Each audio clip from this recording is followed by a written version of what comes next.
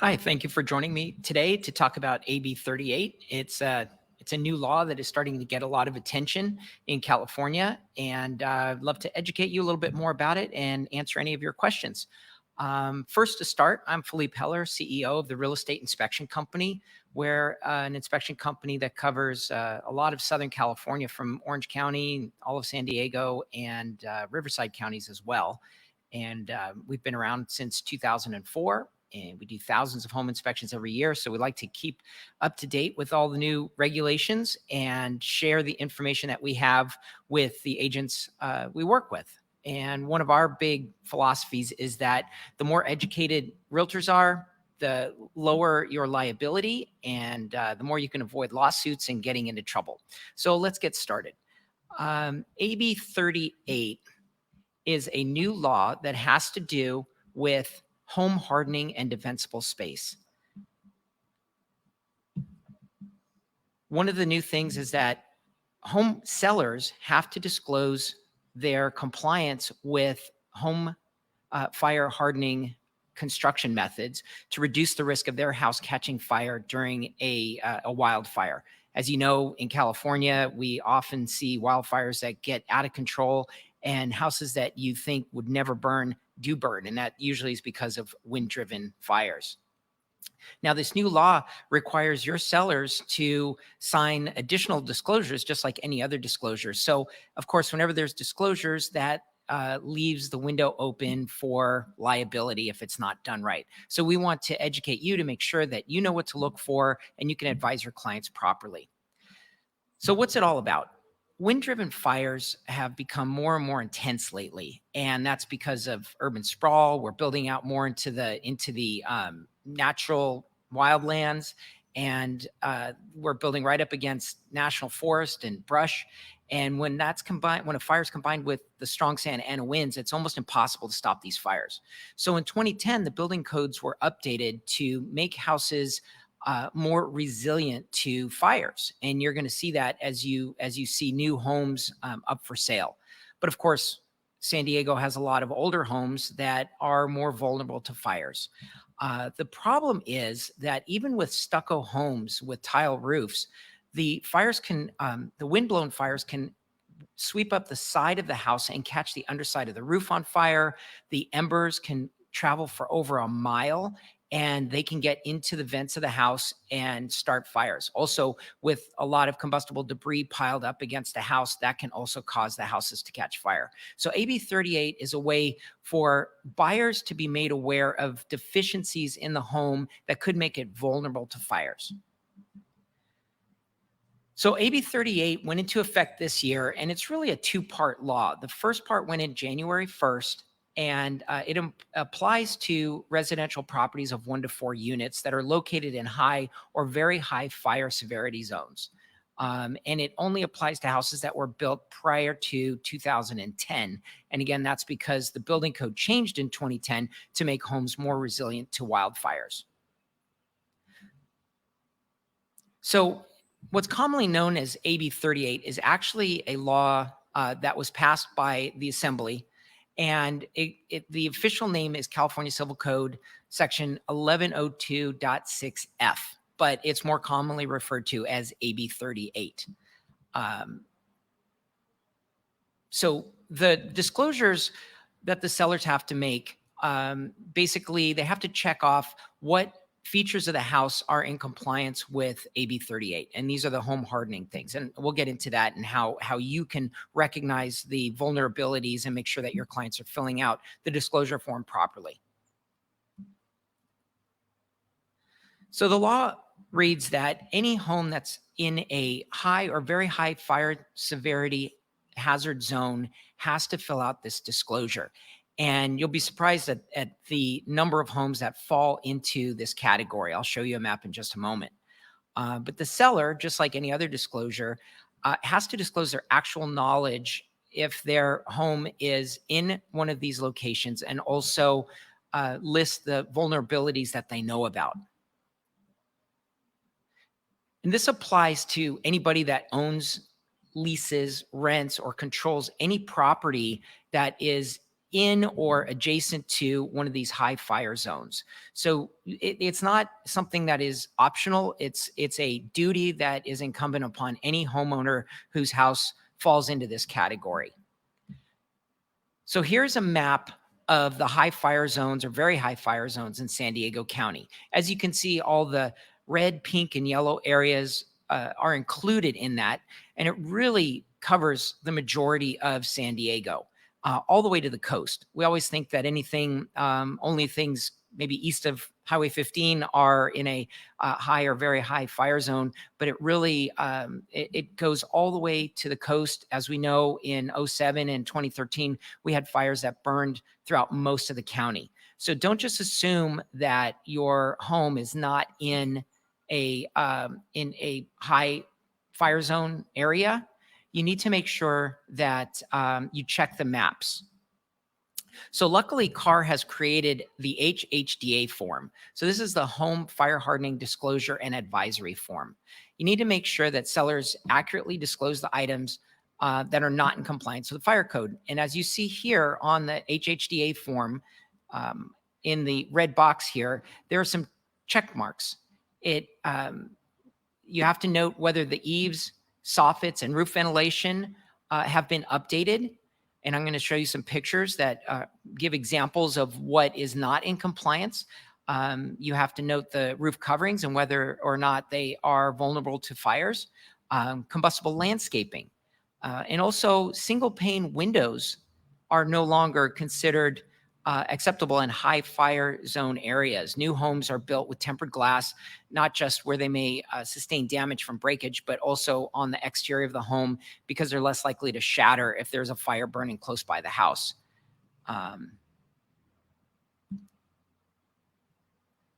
So here's some more of the verbiage from AB-38, that the disclosure must contain the fact whether or not the house is located in one of these high or very high fire zones, and also what the buyer should consider as far as improvements to make their home more resilient.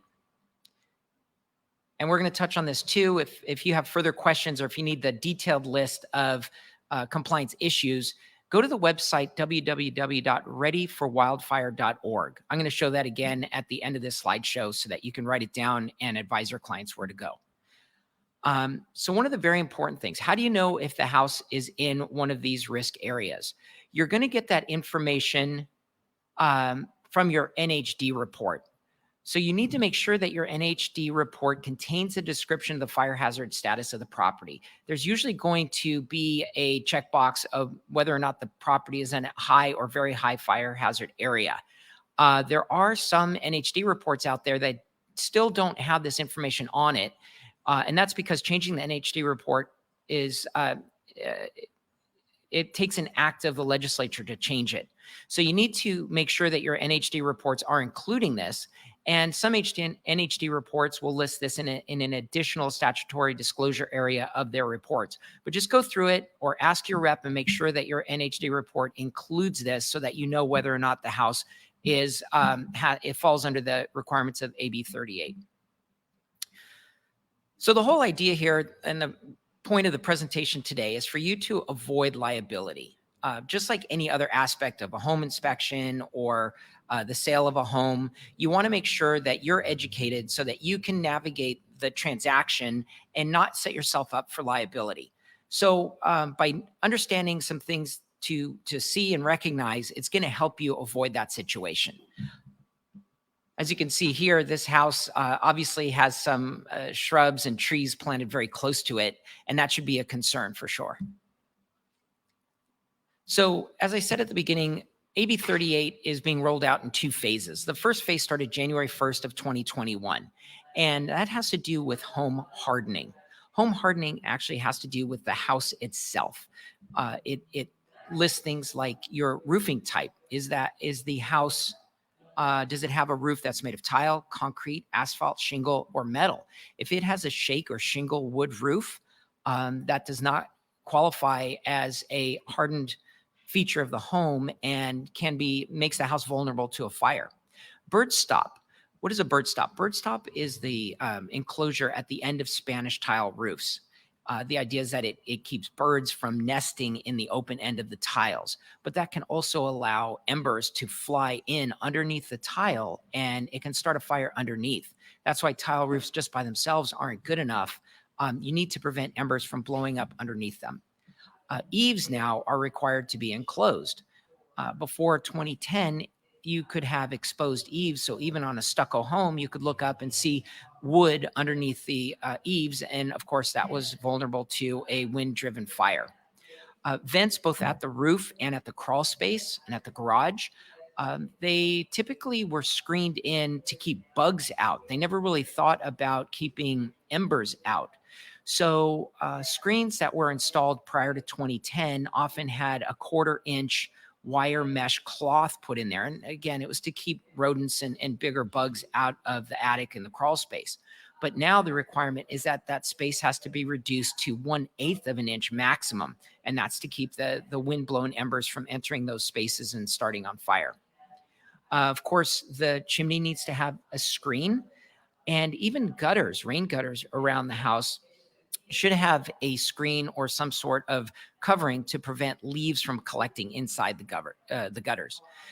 Tempered glass, of course, at the lower levels of the house is now required because the one thing you don't want if there is a fire burning near a house is for the glass to shatter, and then that creates an opening in the home, which could allow embers to fly into the home and, of course, start it from the inside.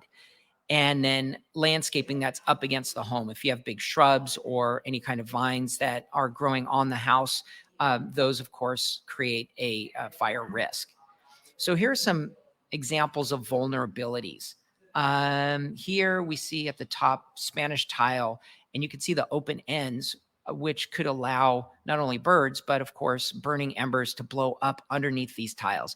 That happened a lot in the 2007 Cedar Creek fire, where houses that were thought to be fire resilient caught on fire simply because the embers were blowing up underneath the tiles and catching the wood sheathing on fire. You can also see here that there's a lot of pine needles and leaves that are accumulated in the gutter and on the roof of the house in the picture below. This house has multiple deficiencies. So what we see here is, again, gutters that can allow leaves to accumulate. Obviously, there's branches close to the property, which are causing the leaves to accumulate in the gutters. Then you have a wood shingle siding, which is of course flammable, single pane windows, and exposed eaves. You can see the bare rafter tails at the end. So there's a lot of things wrong with this little cabin that could cause it to catch fire.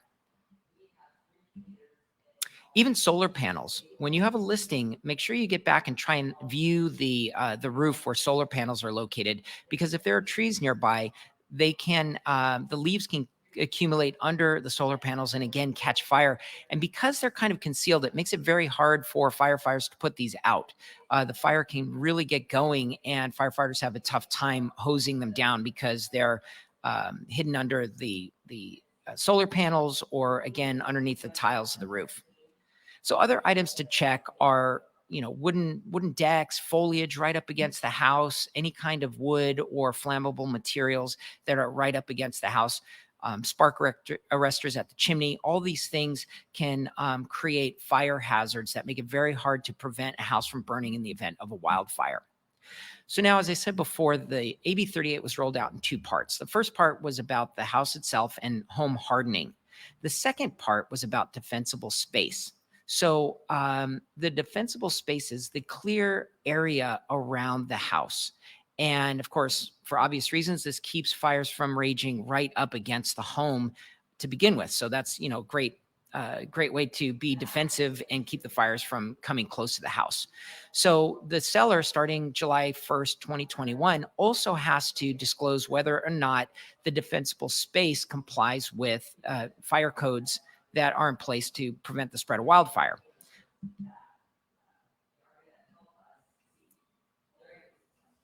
Here's a couple of examples of the screens that need to be replaced because they're too large and could allow embers to enter the property.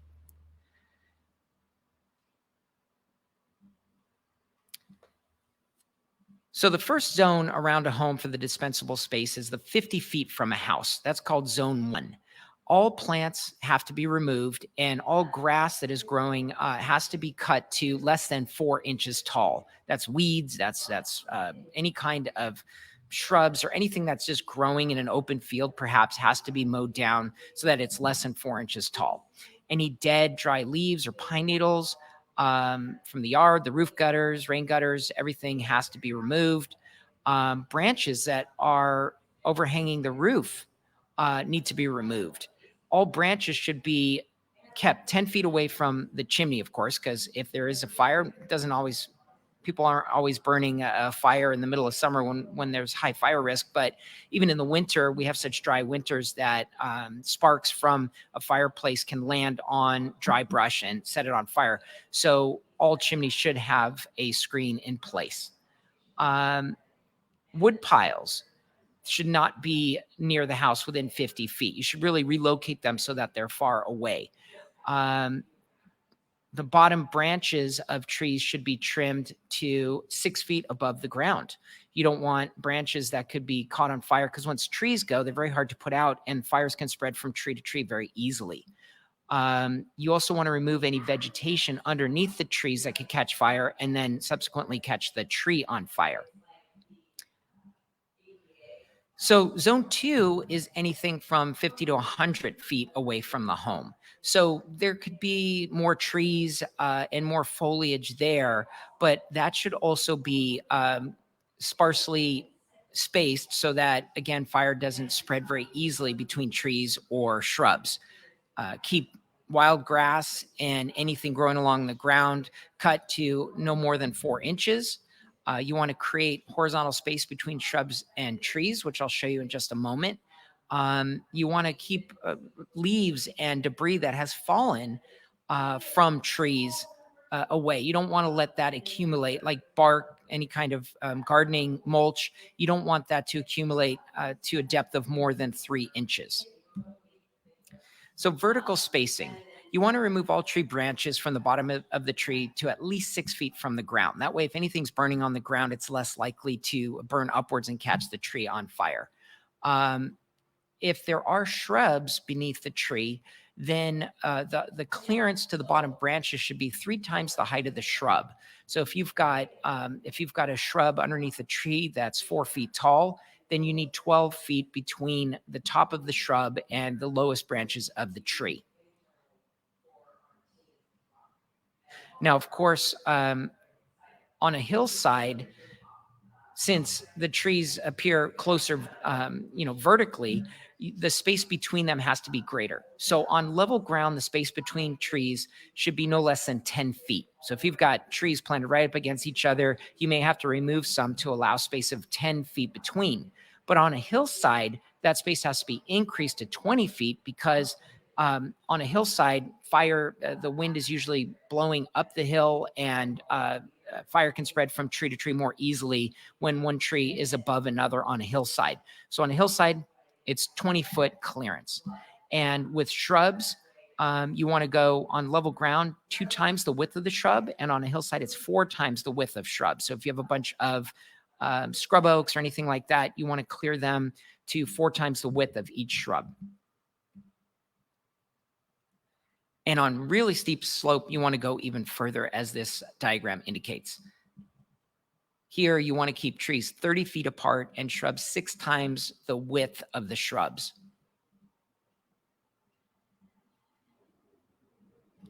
So the Vegetation Management Ordinance that's applicable in most areas of San Diego, you want to clear the space and reduce the vegetation to 100 feet around your house or up to the property line. You're not responsible for clearing the space off of your property. But if you live in an HOA, you want to make sure that the HOA is keeping their property clear and in compliance. You want to make sure that all the debris, once again, is cleared out from the ground underneath the trees and certainly near your home. And anything else that could combust, wooden play structure or any kind of construction debris, any stored items or even propane tanks, you want to move away from the house. Now, trees are interesting. Trees can't be closer than 10 feet. But if you cut down those trees, tree stumps are actually considered a vulnerability. So you want to have the tree stumps removed as well. As you can see in this photo, a large tree has been cut down, but the tree stump is left. So these two can burn, and they are also very hard to put out because of the root system that's underground, and they can continue burning for days after a fire appears to be out. So tree stumps, when you remove a tree, you should always have the stump ground and removed so that it's not a fire hazard that could jeopardize your home. Now, there is a third part that doesn't come into play for a few more years, but on or after July 1st, 2025, you need to actually give the buyer of a property a list of recommended upgrades that they can do. And that is documented in code. You can find it in section 51189 of the government code. And there's a list of recommended retrofits to a house to help harden that home from wildfires. So what should you do? As you saw in those pictures, learn to recognize the hazards. Don't have clients, if you're on the selling side, on the listing side, don't have your clients just sign these forms. Make sure that they understand what they're signing. If they don't have a compliance report from either the county or CAL FIRE, you want to obtain it from a private party. You can go to readyforwildfire.org. I believe that non-disclosure or improper disclosure of these items may cause a liability if there is a lawsuit or if there's a wildfire and a house burns down and they weren't properly disclosed, just like any other disclosure. So you want to make sure that these things are disclosed properly. We also assume that there may be some insurance companies that stop writing policies for houses if they don't comply. So what's going to happen, buyers are going to enter into a contract to buy a home, and these items could be a negotiable item. It may be something that you want to ask for if you're on the buyer side, a credit for clearing shrub or clearing brush down, having trees trimmed, because it can be costly. And we feel this is going to be one more thing that may come up as a negotiable item in during the purchase of a home. So if you have any questions in particular, you can always reach out to me. Here's my email. It's pheller@sdinspect.com. Once again, real estate inspection company. We're in Orange County, Riverside, and San Diego, and we're ready to help you and answer any questions that you may have. And you can reach us at sdinspect.com to find out more information. Thank you, and have a great day. Thank you.